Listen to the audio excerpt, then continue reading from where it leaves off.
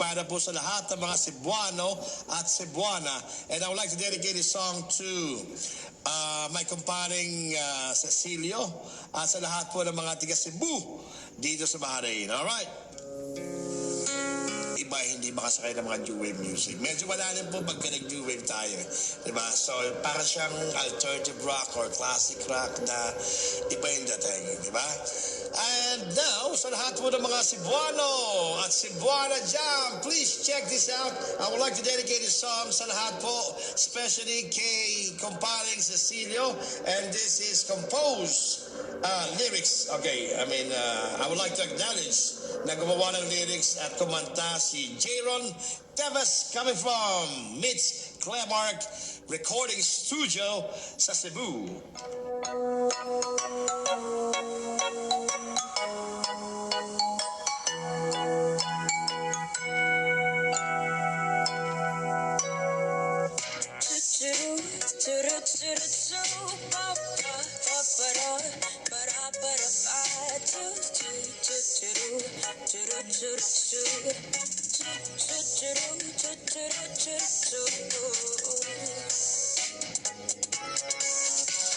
May bang piso kung mahulog po niton kay adunay importansya, pero katong ako gani nahulog sa imuha bisag pagliyo manggit ka nasulti ka ka na magduwa ata na andam na ko ang imong labida maayo ka rin sa mga bulatin kay kung naakamura ng yun ko kikiti nalipay na unta ko kay mura nagnay something pansay mo dahil it was nothing makita ta sa hallway dili na good ka mamansing pero sa una hiligayo ka magsansing Churrum, churrum, churrum, churrum, papara, papara, para, pa, churrum, churrum, churrum, churrum, churrum, churrum, churrum, churrum. Abinagin ako og tinuod na to mga hukab di Muslim sa'y kayo murag na ko na isang ako ang kasing-kasing Okay, once again, well, advance happy birthday to sweet baby. nalipay na unta ko kay mura nagnay something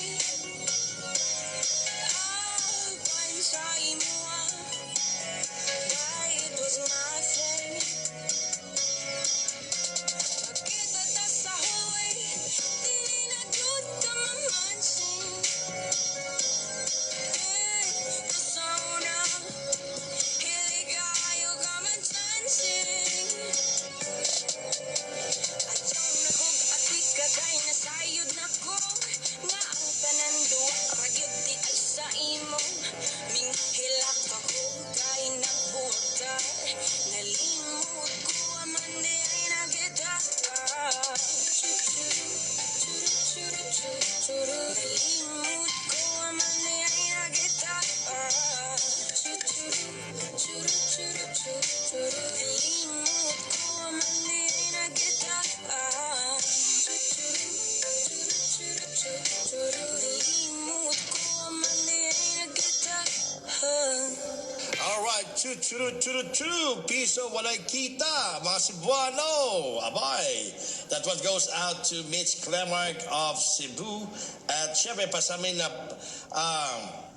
pasalamatan po natin gumawa ng kanta. Walang iba kundi si Jaron Teves. Hi, Jaron Teves. Well, thank you so much to you. And sa gumawa, nag-master, nag-edit ng kanta na yan, walang iba kundi si kaibigang Mitch Clemark ng Cebu. So sa mga taga Cebu, kapag gusto niyo mag-recording, please look for Mitch Clemark paniguradong kilala po yan sa Cebu. Alright, so sa lahat po ng mga tiga-DFFB at sa lahat po ng mga nakikinig sa atin dyan sa Kabayan Ads, well, magandang umaga po sa inyo lahat. Well, it's already Monday. Tuesday morning na pala, diba? Dahil Monday eh.